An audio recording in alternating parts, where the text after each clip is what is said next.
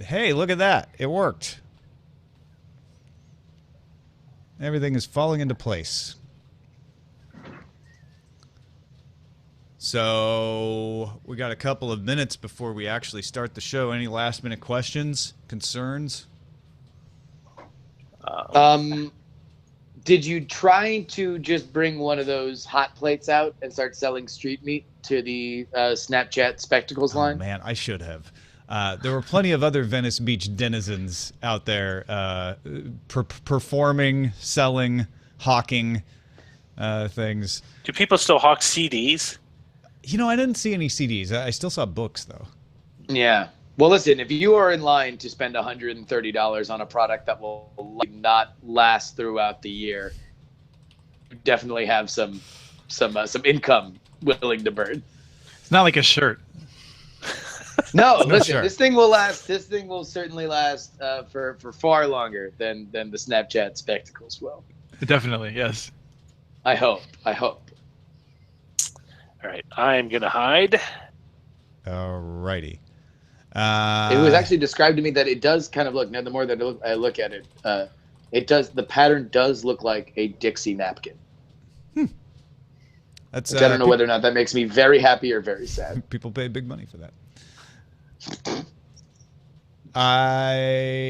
Roger, I want to make sure you see there on line 13 is the video that I shot of the Snapchat line.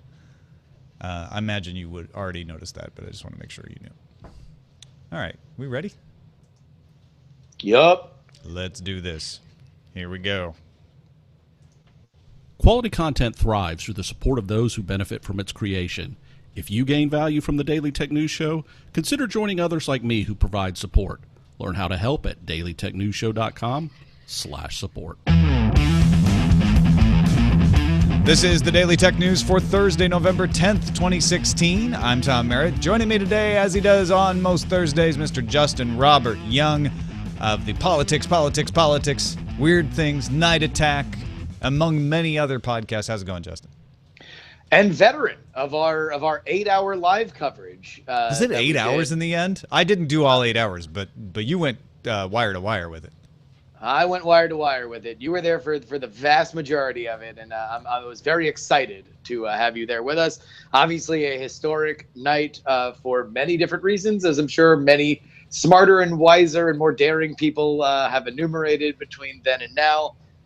But I'm very happy to be back to normal talking about tech news. Yeah, in fact, we are going to talk about an election, not the presidential election, but there were several ballot initiatives regarding municipal networks, and we're going to bring Chris Mitchell, director of the Community Broadband Networks Initiative at the Institute for Local Selfreliance. You can find his work at muninetworks.org on the show. Chris, thanks for joining us today.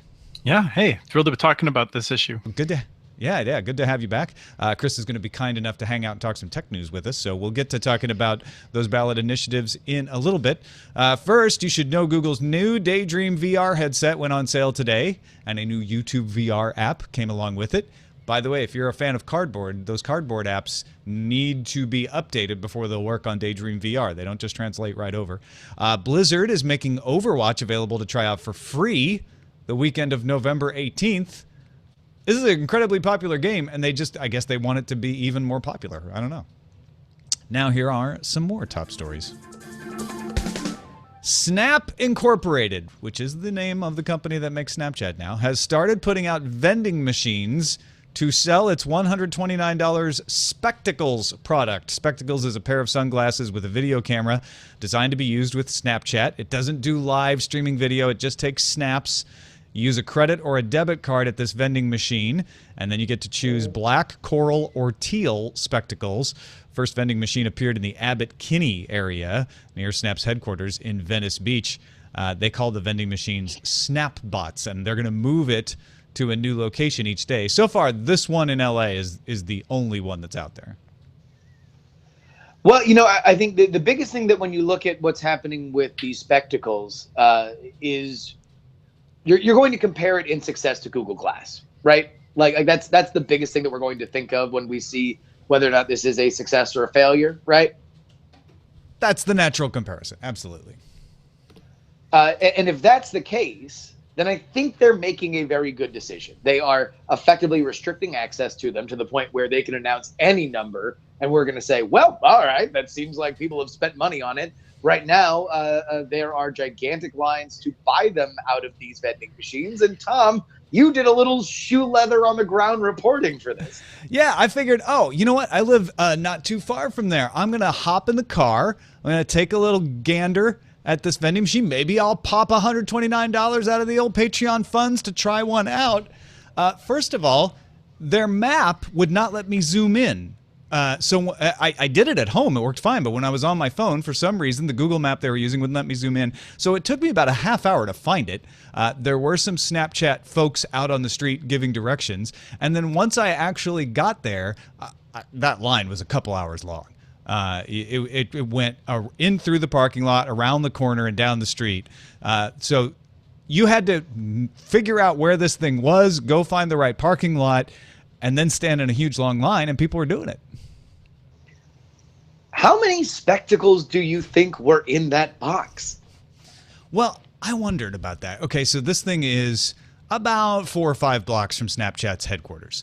I imagine they know exactly how many are in that box, and then if they were going to get to a point where it was running low, they just run back to the mothership and refill that thing pretty quickly. So you think Evan Spiegel has like a gray shirt, a gray button-down shirt with his name on it that he just like, sorry guys, opens it up with his little skeleton key and throws some more. Hold on there, in. folks. Let me just refill the old vending machine. Yeah, I have no idea. Clears out the loose change thing, puts it in a burlap sack, goes back to the HQ. It was purest hubris for me to think, oh, I'll just wander up and stand in a short line and get one of these. Nobody will know about it because this is the Silicon Beach area, right, where Snapchat is. So, of course, yeah. it had everybody who was interested in these things out to get one. Let me ask Chris, if you were nearby, would you have stood in a line to get these spectacles? Oh, definitely not. My biggest question was if they had like a ton of the black ones sitting in there and they had to replace just one of the other colors. I'm very curious if people are willing to settle after waiting in line that long, or if they, if they said, no, I'll come back tomorrow and I can get the color I want. Not only come back tomorrow, but try to hunt to find where you move it tomorrow. Because my guess is they're going to move it over to like Hollywood or Beverly Hills or somewhere like that. And I'm curious if these things are going to start showing up in other cities as well. I would certainly guess that they are. And just to compare it to what Google Glass did, for those who don't remember, they almost went the exact opposite. Sure, you had to apply for a program, right? So they artificially restricted access that way. But once you had the opportunity to buy them, they gave you almost like a luxury car experience where they let you sit down and they would give you the beer or soda of your choice. They would have somebody walk you through all the features. They really, really, really wanted to explain to you how you use them. This seems like a smarter gambit for Snapchat, wherein they say, listen, buy this as a novelty. We're selling it out of a vending machine. And then if you like it, you like it. But they did not give these, unless, correct me if I'm wrong, they didn't give these to tech bloggers. They didn't give these to tech reps. They didn't give these to The Verge. They're just saying, no. We're connecting directly with our audience. And if you have $130 burning a hole in your pocket, come on down and wait in a line to come get them. That's a good question. I have seen some bloggers talking about using them, but you may be right that they didn't get to keep them. They may have gotten to use them in a controlled situation to try them out.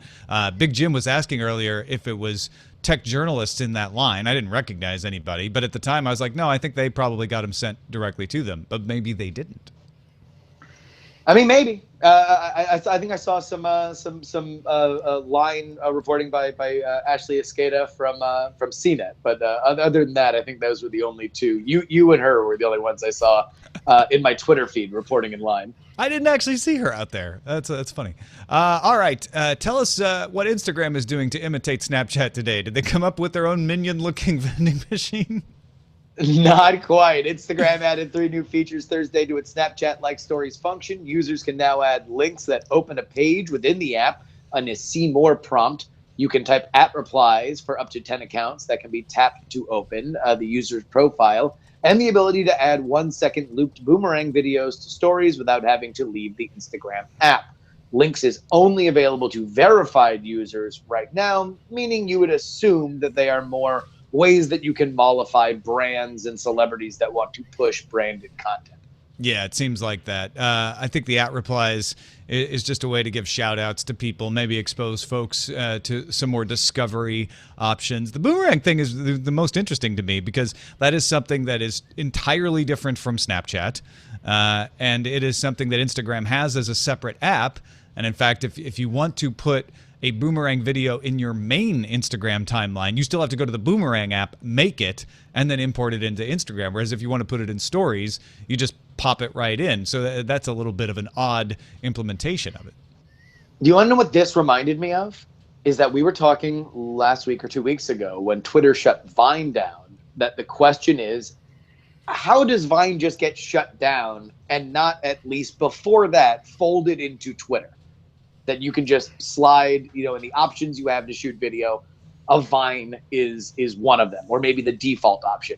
And this to me, because Instagram's done a few of these apps between the time lapse and Boomerang, these standalone apps that you can then fold in, that maybe the smart thing for Instagram is whether you're not seeing the growth that you want in these apps in particular, maybe fold them into the main product before you just shut them down. Yeah. Do you use Instagram for much, Chris? Yeah, I actually do sports photography for the University of Minnesota. Some other clients. I run a small business actually that deals with it. And my biggest problem is that I'm just, it's hard to go from my computer to Instagram. And I have to like put it in Dropbox and get it over. So I tend not to use it as much, but I regret it. For me, the long-term, the issue that I have with these products is that I just get frustrated that they have to keep growing, right? Like I love Twitter. I love using Twitter, but there's a sense that it has to conquer the world or die. Same thing with Vines and with Instagram, at least they have the backing of Facebook. So maybe we won't have that issue, but that's the issue that I see, is that it feels like I can't get used to any of these tools because they either have to change or they're going to disappear. Either way, you can't have any constancy. Yeah, we talked about that a bit, that sort of like, can anybody make a successful business model and maintain investment with a sustainable audience instead of a growing audience? PayPal's not one of them, though. They want to grow. They want to make more money. They're updating the iOS app to let people use Siri to send and request money in 30 countries. So once you get the update, you just tell Siri, hey, send $50 to Justin Robert Young. Or you can say, hey, request Justin Robert Young, give me $50 for the pizza that I bought him. That's a really expensive pizza. You'll have to confirm your identity with Touch ID before Siri will actually move your money around. So somebody can't just pick up your phone and start willy-nilly sending money by talking to Siri. And the recipient of the money, or the person you're requesting it from, must have an email address linked to PayPal, and that email address has to be in your contacts. So useful in a world where everything is going the way that PayPal wants it to go, but still something that is probably a little ways away from being ubiquitous. It is interesting to see that PayPal is taking Touch ID very seriously. Right now, anybody with Touch ID can log into their PayPal account from their browser after they have already logged in on Touch ID without a password. So this is something that they are using as kind of a soft sort of like, not two-factor identification, but at least something that isn't just entering words or type into a browser, which is very interesting to see. Yeah, I'm excited about things like this because I feel like to some extent we're moving into a future with a lot more AI. And after reading some of Ann Leckie's books about ancillary justice, ancillary shield, all that sort of thing, I'm much more excited about the idea of having someone I can just talk to and have them do things. And to the extent that we have these discrete advances, I think these are very limited, but it also gives you a sense of how easy it will be hopefully in the future to do things. And maybe it's the old man in me talking, but when someone invoices me on PayPal, I'm probably not going to pay them back through Siri. I'm probably not going to pick up the phone and say, send that $800 to the sink company. But for informal stuff, like the pizza example, I could absolutely see this being a regular occurrence. That sort of thing seems to be more of a Venmo area right now, and maybe this is more, yeah. This is them getting into millennial money. Absolutely. All right. And by the way, Yeah, sorry. Speaking of the millennials and the apps that they like to use, Android Police says the most recent beta of WhatsApp includes a protection mechanism against clone phones hijacking your accounts. WhatsApp refers to it as two-step verification. When enabled, WhatsApp will prompt you for a 6-digit static password when registering your phone number with WhatsApp. An email address will be used to reset the passcode if forgotten. The system prevents WhatsApp from being activated with the same phone number unless the passcode is entered. So, yeah, this is not the normal two-factor authentication you think of, where you log in with your password and then put in a separate code from your phone device. This is specifically to prevent someone who has cloned your phone number getting access to WhatsApp. This is not a situation most users of WhatsApp are going to encounter in their daily life, that someone has actually cloned the phone and trying to get access to their communications. But WhatsApp also, long before others were starting to implement it, was doing end-to-end encryption. So WhatsApp trying to stay on the edge of, we can make your messaging as secure as possible. This is also kind of the future of messaging as a platform, which I think has cooled a little bit from the rowdy go-go days probably 3 or 4 years ago, but certainly is very big in Asia and in other emerging countries where there's not a tremendous infrastructure for stuff like transferring money and stuff like that. This is something that they need to do. Security is something that they have always taken very seriously, and it's heartening to see that they are still thinking in this world about how to do that most effectively. So the idea is, if someone were to gain access to your phone account, maybe they do a little social engineering, and they've got a cloned phone, and they install WhatsApp, and they put in your credentials, and they're like, ha, I've got access to your WhatsApp account. This will pop up a prompt for a 6-digit password. If you don't know that password, the only way to recover it is to have it sent to an email address that you're under control. So to hack in, they'd not only have to clone your phone number, but they would also have to hack into your email. Chris, is this something, I don't even know if you use WhatsApp at all, but is this something that you are concerned with? Yeah, I'm very concerned about all of this, and I think that those of us who were concerned about the implications of government spying, when Obama was in office, or many of us are more concerned now, and so I'm glad to see more of this. But for me, the problem has always been, whether I'm using Signal or whether I'm using WhatsApp or anything else, is that we can't all agree on anything, and sort of the issue of standardization and being able to be cross-platform and secure, which is quite possibly not going to happen. Adobe announced Thursday it's getting into competition with the big boys in advertising. It will buy video advertisement company TubeMogul for $540 million. Adobe plans to include the ad buying platform in its digital marketing unit. That unit currently offers customers things like analytics and social media management, and now it'll allow you to buy some video ads and place them in various places. This will put Adobe, as I mentioned, in competition with Google, Facebook, and Twitter in the video ad space. Kind of wonder why TubeMogul was not snapped up by one of these. I do not know enough about this story to say whether or not this is a high price for TubeMogul, and that maybe it was just too rich for the blood of Facebook and Google. But you would think this is a natural buy for either of them that are so right now invested in finding every inch of that online ad sales market. Yeah, I look at it and I think maybe Facebook, Google, even Twitter didn't feel like they needed TubeMogul, and they just they knew they could outcompete it. So rather than buy it for tech or for employees, they hoped for it to just kind of fold, maybe pick it up as a bargain. And what Adobe has done is say, hey, it got to be a bargain enough for us that we're going to add it to our move into this space. And listen, when everybody and their mom wants to get into video content these days, from the old and stodgy to the new upstarts, it is not a bad bet to make. On Wednesday, Twitter announced that Chief Operating Officer Adam Bain is stepping down, and Anthony Nato will add the COO responsibilities to his current CFO title. Twitter will look for a new CFO in the meantime. Bain resigned September 7th, but will stick around for a few weeks to ease the transition. Hey, that sounds familiar. He joined Twitter from Fox Interactive in 2010, and Nato joined Twitter in 2014 from Goldman Sachs. So you broke up 7th. He resigned in 2010. Noto joined Twitter. Sachs. Not sure what to make of honest, it does house. You think live the way Twitter is, you want somebody from Fox Interactive, but maybe what they're saying is, I'm sorry, Mr. Bain, but you are not doing the deals that we need, and we're going to find somebody who can.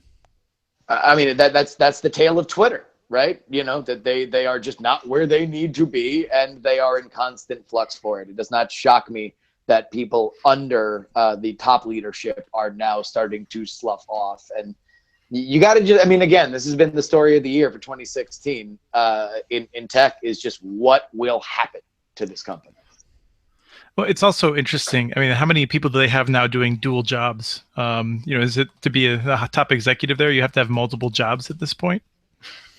Yeah, right. Exactly. The cost-saving maneuver, just double people up. Yeah, absolutely. Well, thanks to all those who participate in our subreddit. You can submit stories and vote on them on dailytechnewsshow.reddit.com. And in fact, our main story today came from the folks there. Thanks for submitting and voting. So Colorado has a law called SB 152. It was passed back in 2005. That says, in the interest of statewide uniformity of regulation, cable, telecom, and advanced service, 256K broadband is what they define as advanced service, cannot be provided by a local government, either directly through a joint venture or even a leaseback arrangement, unless you meet one of the following criteria. Now, the first criteria is there's no commercial operator providing the kind of service you want to provide within the boundaries of your municipality. Could be a city, could be a county. An incumbent has been asked in writing and no service agreement has been reached in 60 days, or if there was an agreement, no service has commenced being provided in 14 months. The other way you can get around this is to have the voters opt out. So the voters would have to approve a ballot initiative to opt out of the state law and say, no, we do want our local government to provide this service. Before today, 69 municipalities had done so. And then as of this past Tuesday, 26 more, so bringing the total to 95, have added or have opted out of this law. That includes most recently places like Aspen and Golden, Colorado, which you may know from beer commercials. The other interesting thing here is all 26 passed by an average of 76% yes votes. The lowest was about 55%. The highest was around 85%, but most of them were in the high 70s. Whether they're a traditionally conservative or liberal area doesn't seem to matter. It looks, Chris, like people definitively would like their local governments to provide broadband service for them. Well, that might be a little bit too strong of a statement. I think the way I would interpret it is that they want their local governments to be involved. So before a local government can even make plans, they have to basically pass this, because otherwise you spend hundreds of thousands of dollars developing plans for something you're not allowed to do. So what we see is local governments passing this and then contemplating a partnership, building their own network, or even in some cases doing some very interesting things like Steamboat Springs, where they have made a low-cost investment to basically bypass the telephone company that had the only route outside of town, so that you have basically a little carrier hotel in this community so that they could have some competitive choice for getting out of town on fiber, basically. There's all kinds of things that are happening, frankly. It's incredibly exciting. And the interesting thing is, when you say municipalities, it's worth noting some of those are actually counties. And so 45% of the counties in Colorado have opted out, and some of them are doing pretty interesting things, even in very rural areas.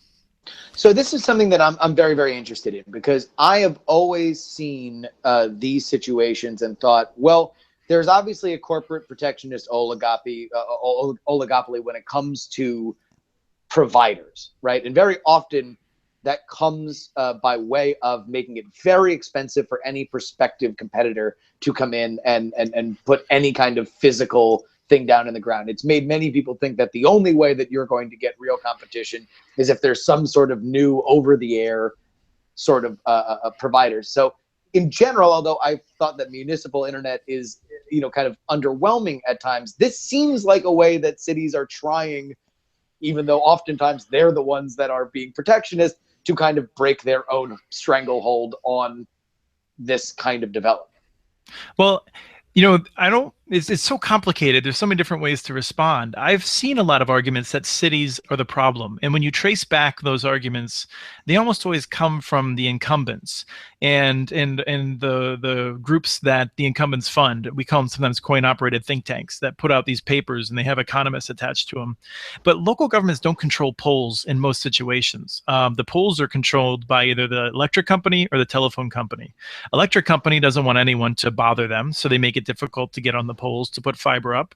The telephone company doesn't want anyone to compete with them, and so they make it very difficult. What's interesting is even if they don't own the poles, they have attachments on the poles, which sometimes have to be moved for a new company to come in.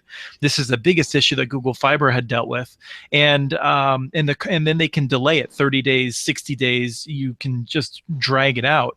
And so local governments are generally blamed for this because it's happening in the right of way, but it's not something that local governments can really control. Now, local governments can have bad permitting policies. They can charge, too much. They may have an onerous, or they might be claimed that they have an onerous franchising. Some do, most don't, in my opinion. But I think local governments are generally scapegoated by incumbents who are looking for any excuse not to do this. And that's why we see around the country so many local governments trying to figure out how to bring competition because they haven't found any other way of doing it. Do those? Yeah, go ahead, Justin.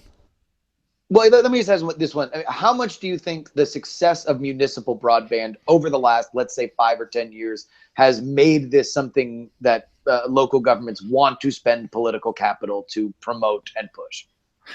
Well, I think a lot. I mean, I think, so when you talk about municipal broadband, most people think about Chattanooga, and Chattanooga is an incredible story. And there's others that are just really great, like Sandy, Oregon, and a number of others that have showed up in more local issues. Like if you're in a state, you're more likely to know about them than you are someone else that's successful.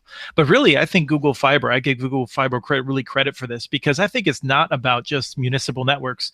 They're trying to figure out how to get a gigabit. They want to have much better internet service. They want to have competition and that sort of thing. And I think for many of them, municipal broadband is their last choice. I actually think it tends to work out well enough that local governments should be getting involved prior to it being their last option. But fundamentally, local governments they just really don't want to get into this. So it tends to be their last option. I think it's driven by a sense of you have local businesses and residents that are saying, we need something better. We're frustrated, especially local businesses that are about to leave town because they can't get good enough services. So that's why most local governments get into it. But I think there's so many benefits when they do it right. We try to educate them and get it higher on their priority list. So, I could tell you it's amazing and everyone should do it. That's not what we say. But the reality is most local governments do it because they feel like they don't have any other choices at that point. And I think that's the key for me, because W. Scottus1 in the chat room says, this is my libertarian leaning, but I don't want the government involved in this. The problem is the government has been involved in it for 20 to 30 years, so it's a mess. And I think that's what's interesting to watch happen here is because maybe they had some franchise agreements back in the 80s when cable was coming in, and they put in some restrictions. They made it in the right of way. And then the companies that own the poles, as Chris was just describing, don't want people either messing with their equipment or competing with them. And so they make it difficult. And then 21 different states have put in laws after advocates from ISPs like Comcast and Qwest and AT&T said, we don't want municipalities competing with us. So there are laws to make it difficult for governments to get in.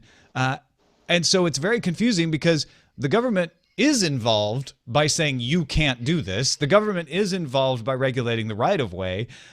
And yet, with all of that being confusing and a lot of opportunities for FUD, you've got 75% of Colorado citizens in most cases saying, you know what? You're not doing anything to improve the problem. We're not getting the internet connectivity we would like. We need it for our businesses. We need it for our schools. We need it for our homes. So yes, let's let the government try to figure out. Let's free the government to figure out the best way to do this. And when it's voter approved, when you've got the community behind it like that, then it's not the government doing it. It's the community getting involved in it. Well, and it's also hard to make the argument that introducing any kind of competition has not made the actors that are currently in that city better and more responsive to the community. When Google Fiber came in, if there's one thing, and listen, it took Google lighting a gigantic pile of money on fire, and obviously it has not shown the return for them because they are scaling down that program and trying to figure out what they're going to do with it going forward. But at the same time, the results are there. Every Comcast got better. AT&T got better. The speeds got faster and the prices got lower. If you look at Chattanooga, which in the last 10 years has microwaved themselves into an East Coast Austin in terms of being a hub for culture and youth and entrepreneurship, the results there, when it's done well, has shown that it is worth the time and money. And I am certainly somebody that, like W. Scott is one, has more of a libertarian bent in terms of understanding what the government should be spending their coin. Right, and you're not alone in that. I mean, if I actually thought local governments would be able to run existing carriers out of business, I would not support it. I really don't like Comcast and AT&T, but these local governments are basically making them work for their money. They're not at a risk of driving them out of business. I just wanted to note that we say we don't want government involved. Well, let's think about that for a second. AT&T owns a bunch of poles. If AT&T can do whatever it wants, ain't nobody going to get on those poles. So government has to be involved if we want competition. And I think the question is how it should be involved. At the federal level, I don't want them building networks. I agree. I'd like to see them doing some antitrust to try and break up monopolies and things like that. At the state level, frankly, maybe a little bit of middle mile connecting towns, but not doing residential or business services. At the local level, I think different communities should make different choices. My community, I wouldn't necessarily wanting them trying to do what Chattanooga did, but Huntsville built out this fiber network and it's open to multiple carriers, including Google, which has had this partnership with them. That model is taking off more and more. And I think that a lot of libertarians even support that, where local government is doing the infrastructure and then allowing independent providers to compete over it. And even in Korea, what they did was not provide the infrastructure, but just made the rules so that you couldn't stop someone else from rolling it out. And in many places, you'll have in a building 3 or 4 fiber operators running redundant cable into that building to compete with each other, but they made the rules such that it was viable for them to do that. And when you have laws that say the government can't even get involved in that, they can't lease back, they can't regulate, they can't do anything to encourage it, all you're doing is reducing competition. Yeah, I think so. I mean, there's always going to be some kind of rules. And the question is always, are we going to have good rules for, and if so, good rules for who? And we want to see good rules for those of us that want access. Yeah. I thought it was interesting looking at the Google Fiber situation and how a company with that much cash and that much influence is now transitioning from we're going to roll out fiber to cities to we're going to investigate wireless backhaul, which is better for multi-unit dwellings. Yes, and AT&T is doing that. I think we're going to see a lot more of that. And some people have claimed Google Fiber is sort of folding up shop and going home. I think it's confused. And the other thing is that they're not going to wireless, which has sometimes been reported, because they recognize there is no wireless product for single-family homes that will be competitive with cable. And I would say that I don't see that on the horizon either. So the question is, if even Google, with all of its resources, is struggling to make a good business case competing with Comcast in these cities, well, then who's going to do it? Because I think we all agree that we want to see some kind of investment. And that's where I think, cities can do it. And that may not even mean building fiber, frankly. Lincoln, Nebraska, incredible system of conduits leading to a local provider being able to do fiber to the home. There's frankly a variety of things, and local governments should be picking something that fits well with their culture, with their situation. And then hopefully, I think some these companies like Ting, Google Fiber, and others will be looking for more cities to be leasing assets from. So cities should be creating those assets today. And if they can't find someone to lease them, well, then they can figure out how to become a service provider themselves if that's something they later decide to do. Yeah, even if you live in a smaller community, maybe especially if you live in a smaller community, you might want to get involved with the local government to say, hey, what can we do to make this happen? Remember, it's there's 39 states. Well, wait, no, that's 29 states that don't have any laws on the books preventing you from doing that. Right. And even, well, just briefly, even those states that have barriers, they're not insurmountable in all cases. There's smart people that want to do something can find a way to make smart investments to make life better. All right, real quickly, a couple messages before we get out of here.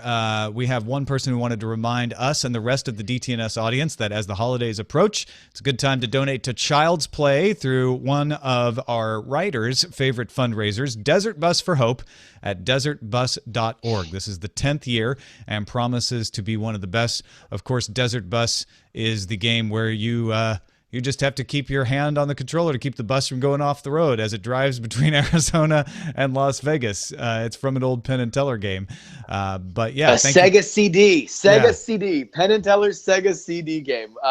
You are going real time, and the bus will always, I believe, list to the left or the right. So I can't remember which direction either.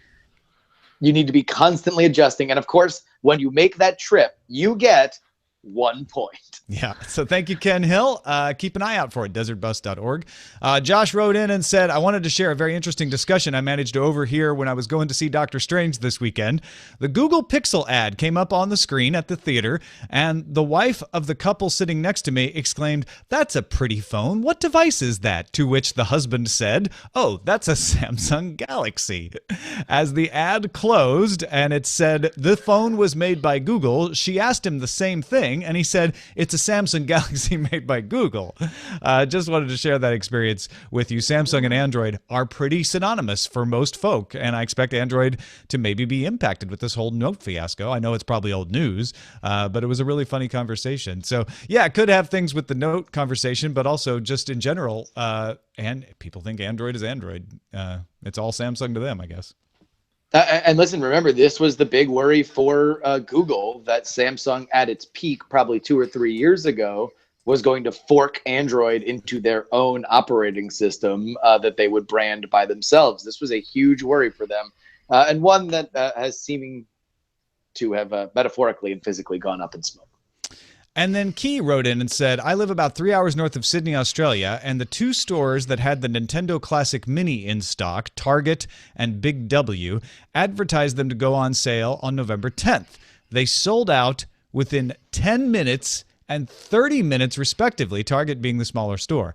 I'm now seeing them being resold for at least 3 times their value on the internet. I'm hoping Nintendo restocks soon and doesn't make this scarce. Thought that might be of interest. That Nintendo I gotta wonder. Yeah, I gotta wonder what the market for nostalgia consoles is, because I have to say I would be interested. I might subscribe to your newsletter. Yeah, and they're just going to get more and more, right? Because we're starting to move into the era when the consoles proliferated and competed, and so there's just even more nostalgia to be had. I'm just going to go home and play Bomberman. Nice. I mean, that's the thing. It's like every generation has its nostalgia trip, and for people that are a little older than us, if all they ever wanted to do was buy that first car that they ever bought that they felt was so good or that they coveted when they were 16 or 17, maybe we will all recreate our youth, and I will be buying a retro Sega Genesis, playing Altered Beast well into the night. Well, Chris Mitchell, thank you so much for joining us today. If people want to find out more, maybe they want to talk to their local officials and they want to be armed with a little information, where should they go to brush up on municipal networks? Yeah, muninetworks.org, videos, fact sheets, reports, all kinds of stuff. And we're constantly sharing information on Twitter at CommunityNets. Excellent. Thank you again for joining us today. Yeah, thank you for having me. Justin Robert Young, what do you got going on before we get out of here? Oh, man, I'll tell you what, I think I might be a little plugged out, but I can say that you can still go to thecontender.us and use offer code election if you would like to get free shipping over the next day or so. We're leaving that open just so some stragglers can get in there. And make sure you sign up for our mailing list. We're going to have some great Black Friday deals coming up in the next few weeks. Excellent. Thank you to every single person who supports this show. It's why we do it, because you want us to. dailytechnewsshow.com/support is the place to go if you want to know how to do that. You can find out all kinds of information from Bitcoin donation to PayPal to store where we sell some mugs mugs and t-shirts and things like that. And of course, the main way we support the show is patreon.com/DTNS. Thanks to David Bailey, who just joined the group of folks who support us. Welcome him amongst you. All of you who support us, we thank you very much. Patreon.com/DTNS. Again, Roger Cheng putting together our best of show. If you have a segment that you remember from this year that you're like, that was the one, that's got to be in that best of show, let us know at bit.ly/bestofdtns. Our email address is feedback@dailytechnewsshow.com. We're live Monday through Friday, 4:30 p.m. Eastern at alphageekradio.com and diamondclub.tv. And our website is dailytechnewsshow.com. We're off tomorrow for Veterans Day in the U.S., so check out Daily Tech headlines for the news, and then we'll see you Monday with Veronica Belmont. Talk to you then. This show is part of the Frog Pants Network. Get more at frogpants.com. Diamond Club hopes you have enjoyed this program. All right. Good show. Cool. Have a good one. Absolutely. Thank you, Chris. Appreciate it. Yeah. Thank you. And anytime you got any telecom chatting you want to do, let me know. Will do. Good to have you back. All right. Take care. Take care. All right, guys. I'm actually gonna have to duck out early here too, because I'm crashing my my friend's hotel room down here in downtown Austin. So I will see you guys later. Sounds good. Thanks, man. Talk to you soon. Have a safe trip. All right, peace out. Will do. Showbot.tv if you want to take a look at the headlines. And Roger's going to jump back in here in a second. Vend me some glasses. Siri us money. Hey, can you hear me now? I can. Top of the list is Vend Me Some Glasses, followed up by Siri Us Money. Third comes with Oh, What Tangled Laws We Weave When We First Protect ISPs. The Spectacle of Snapchat follows up. Then we have The Glasses Snapful. Colorado votes for right to lay cable. That's expensive. That's an expensive pizza. YouTube is daydreaming. I think we used that before. The pole dance. It's clever. I feel like that's come up before. I don't know if we used it though. Municipal rules. IS pole dance. ISP pole dance. It's more clever when you read it than when you say it. Yeah, maybe. Choo choo internet. Daydream believe VR. We've done that one before. I think. Come and ride the train. I do like Dark Redeemer's Oh, What Tangled Laws We Weave When We First Protect ISPs, but that might be too long. It's super long. It is definitely the best of what we got here, though. Yes.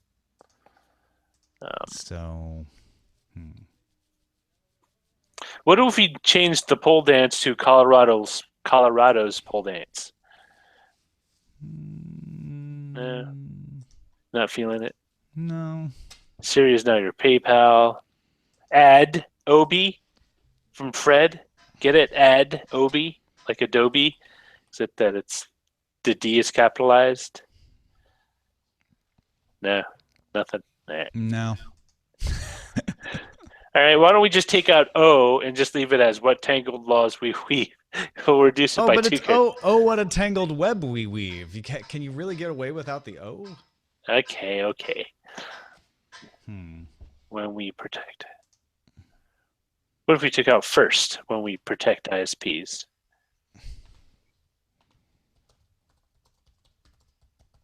I'm just trying to find a way to be less character count heavy.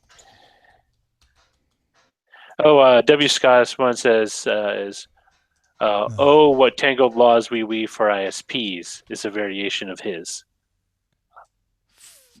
What do you think of that one? I'll vote That's it a up. variation from W. Scottus one. Okay. Yeah. Oh, what tangled laws we weave for ISPs. Yeah, I like that. Let's do All that. right. Thank you. Scottus 1. Dark Redeemer and W. Scottus 1 with the assist.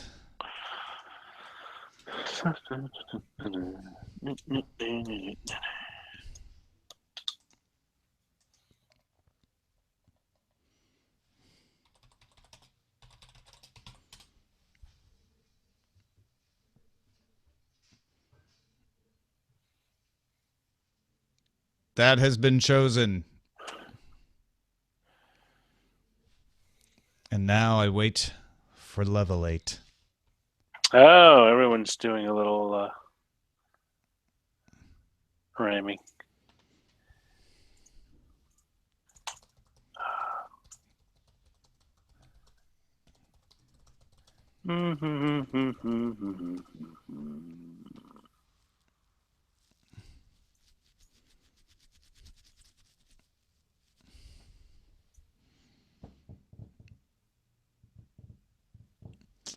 What else is going on, Roger?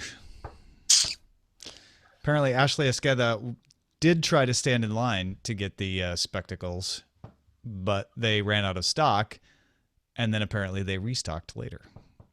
If I could have got there right when everyone was leaving the line because they were out of stock, could have swooped in.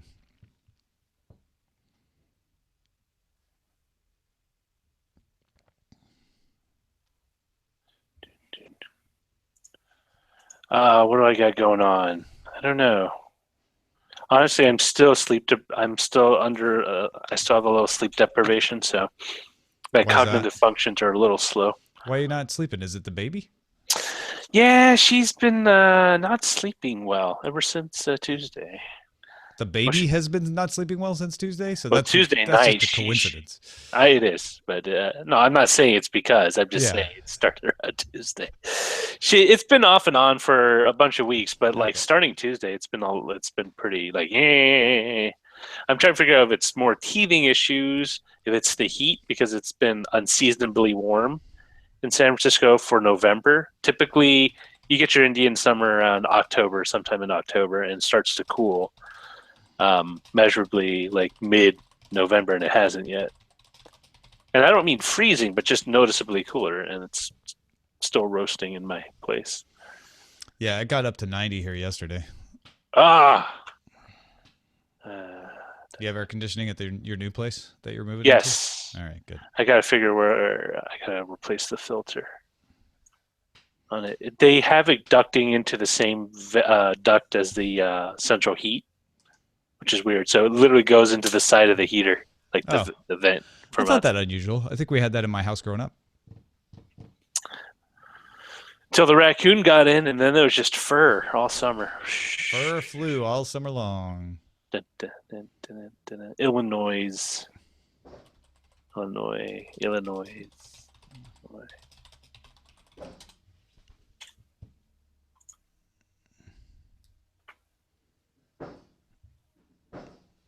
Illinois. I'm not sending. Some people are trying to troubleshoot the sync issue, but there's nothing to be done. Oh no, that's not going to work. Get rid of that. Oh yeah.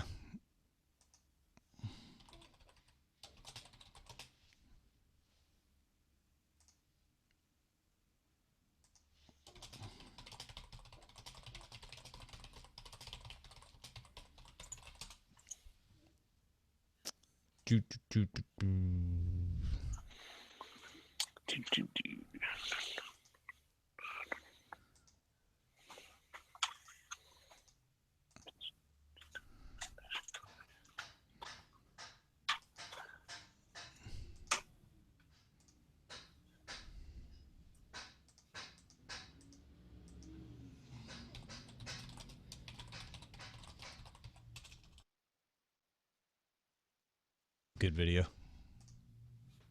No, I'm just reading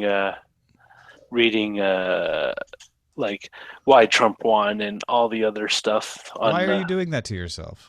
Because it's on Twitter, the other social network. Stop. All right. You're just confusing yourself because I'm not confused. I'm just warm and uncomfortable. Everyone's got a theory. That's totally it. I've counted 10 so far. I mean, granted, they're all variations on similar concepts.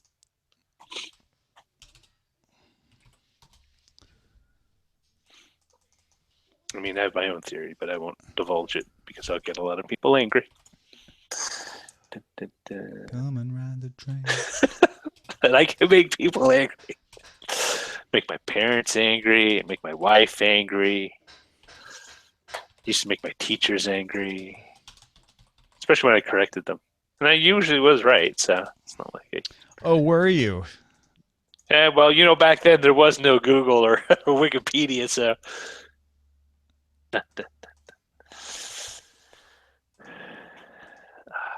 Oh, school seems like such a long time ago, but I remember it. I remember sitting in that stupid room next to the boiler room for drafting. And it was already hot in the summer, and none of the rooms have air conditioning because they were all built in the 50s.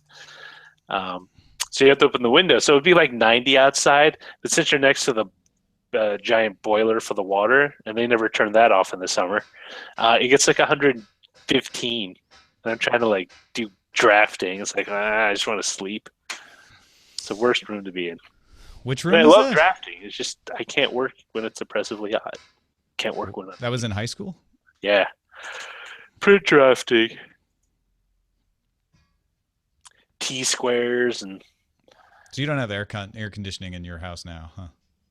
In San Francisco now. San Francisco. You just open the windows and eventually the time will shift. I don't think we ever had air conditioning. Might have had air conditioning in one of the places we lived, actually. In San Francisco. But we had it in Oakland and we had it in San Rafael. But it does get a little warmer in Oakland and San Rafael, so it makes more sense. Well, it gets hot in San Francisco for maybe a month and a half. Yeah. Or used to. Now it's just... Well, we lived out in the outer Sunset, so even when it would get hot somewhere in San Francisco, it was rarely hot out there. Yeah. Undermined is saying he was also a person with an oppressively hot drafting room in high school. We didn't have air conditioning in our high school. I wish we did. But it would start to get hot in May, and they'd have to open windows, and they had these smaller windows, and mostly we were worried about heat in high school.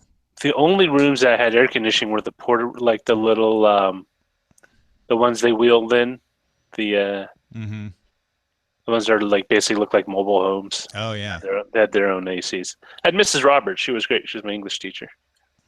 She was from Missouri, so she had a really thick accent. Thick accent? What kind of accent did she have coming from Missouri? It's kind of a southern.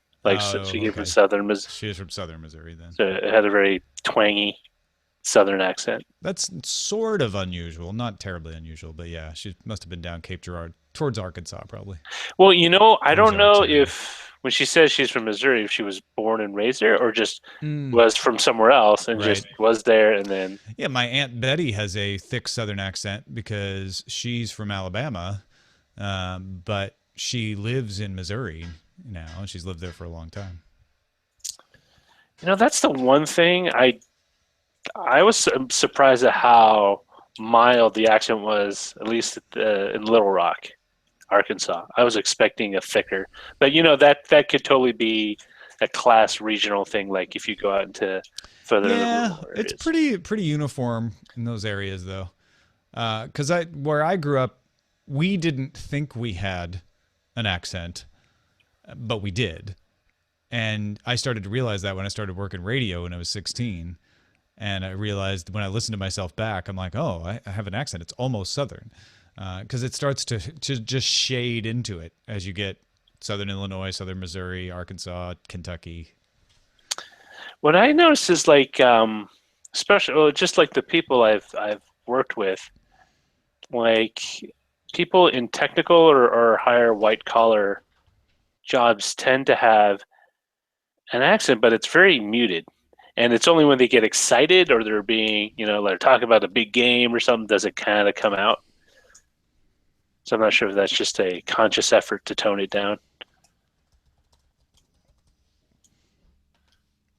Yeah, I worked very hard to rid myself of my accent. Although, let's see, do I have it here? I don't think I have it here. So Dano, I thought the plebiscite was was voted against or canceled. Wasn't the plebiscite canceled? I don't know. Every time I follow Australian news, what? Oh, the plebiscite on gay marriage in Australia. Speaking of accents, Yeah, again, that's one of those things. In the cities, it was pretty easy, but like once you get to up into the thicker ends, or the more rural ends Here we of go. Queensland, it was Let's see. thick. Let's see if you can hear this. This is me in 1986. I've played this before.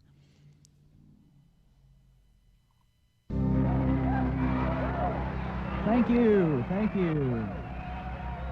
Thank you. This is only my first day, and listen to that applause. All right.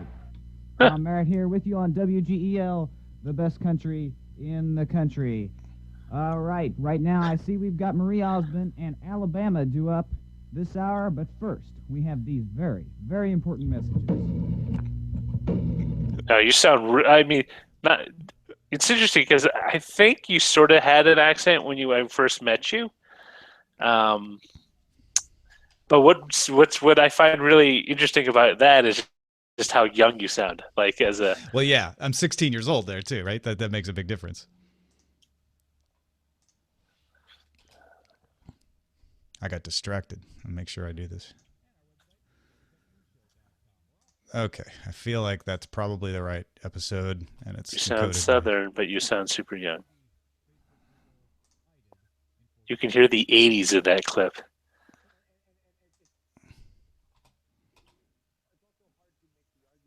You can hear the 80s in that clip, yeah. Some strange mix of California and Colorado. What's a Colorado accent? It's country. Yeah. No, JPEG nailed it. It's a country kind of twang. Makes you want to say yeehaw. I don't know that I had an accent when you met me, except maybe a little bit of a Texas accent because I'd lived in Texas for 6 years before that.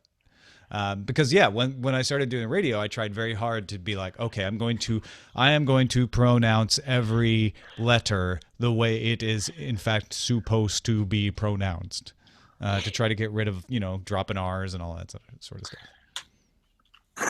But isn't that do Southerners really drop their R's? Or is that just a regional thing? Well, I mean, yes, it's a regional Southern thing. Well, no, I'm just thinking like, maybe I just know too many people in the South who pronounce their R's. And that's the interesting thing, right? In Austin, when I lived there, I didn't feel like people had accents around me because their accents were more mild. But you'd get out into the country and you'd get that country twang. And so, yeah, I mean, when you say it's regional, I think I know what you mean. Like, there are city folk in the South who don't have as strong of an accent. Yes, exactly. But that's more of an urban versus rural thing, I think. And then there's transplants too, right? Like people who move there from somewhere else. Like rural Californians don't. Well, maybe to me because I lived there for a while. Don't have a noticeable accent. Although Latinos in California do. They speak with a very noticeable dialect and tone in their voice.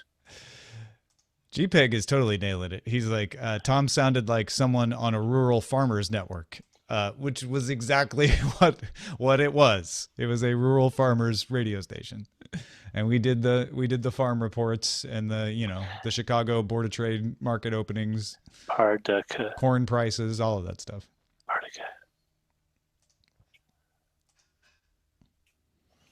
I don't know if I could actually do the accent that I had in that clip anymore, is the thing. Like I could probably pretend to do it, but it really wouldn't be the same. It would be me pretending to do it. Occasionally, if I call my friends back in Greenville, I'll start to slip back into it because their accent. Yeah, that station's still around. W Scott is one. Go to WGEL.com. Best country in the country. Still kicking it. In fact, I went there the other day because I was looking for Bond County election results to see who won the local elections there. See if anyone from high school. Well, my sister works in the circuit clerk's court now. You ever do that? Try to figure out what happened to everyone from high school? I have some morbid curiosity. Not everyone, no. I see them. I went through that phase on Facebook where a bunch of people from high school started to reconnect and we'd have brief conversations. Oh, what are you up to now? Well, what are you up to now? Trying to forget high school. No.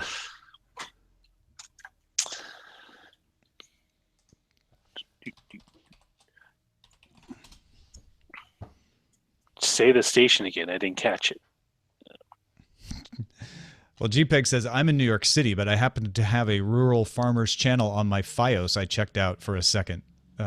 You must have absorbed it very well. You recognized it.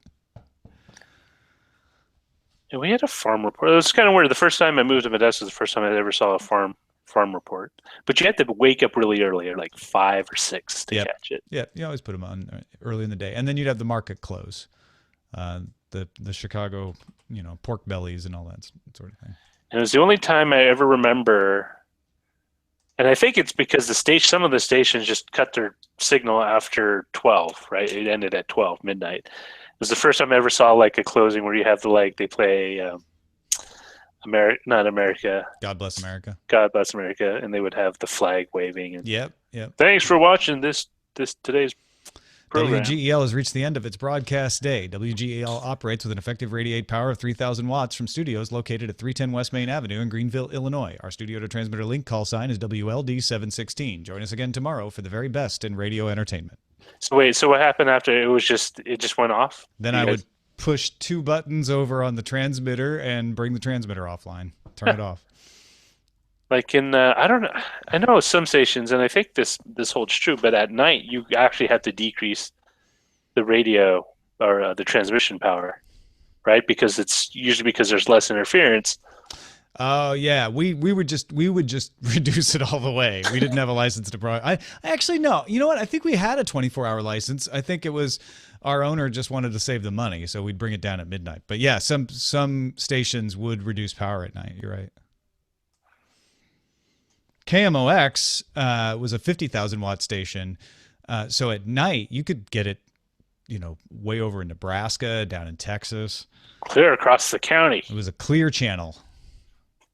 Yeah, but it's also flat land, right? Pretty flat from that southern. Yeah, you got the Ozark Mountains blocking you to the west. There's some hills here and there. It's some divots, ruts. I mean, it's flat in and around. There's some, southern Missouri is pretty mountainous. Ozark. Like I could get Stockton radio stations pretty easily all the way from Modesto, and that's quite a distance. And it overlaps several local stations, and it's just because it's relatively flat, straight shot down the Central Valley. You get the signal. Yeah, I think those clear channels worked better in like the 60s, because by the time I was a kid, or by the time I went to college, I could maybe pick up KMOX on a good night in Champaign, Illinois, which was only in Illinois, but I couldn't pick it up all the time. Although when I was growing up, sometimes I would pick up WLS out of Chicago, that was another clear channel. What the hell is this? McKeel Carter Rhodes graduation order invoice. What are you talking about? Remember how I get emails for other people, but now I got this one from, this is another Justin's Processing Center email. Oh, so you're getting someone else's invoice. Yeah, this is their cap and gown. They bought the senior pack. Ooh. Wow, they're total amazing. Going all out. Wow. That's a lot more money than I spent at graduation. All right. I am going to bring our broadcast day to an end. With an effective radiate power of 0 watts. Thank goodness for the internet. I guess we're at effective radiate power of whatever your Wi-Fi router has, if you're listening that way. See you again tomorrow for the very best in internet entertainment.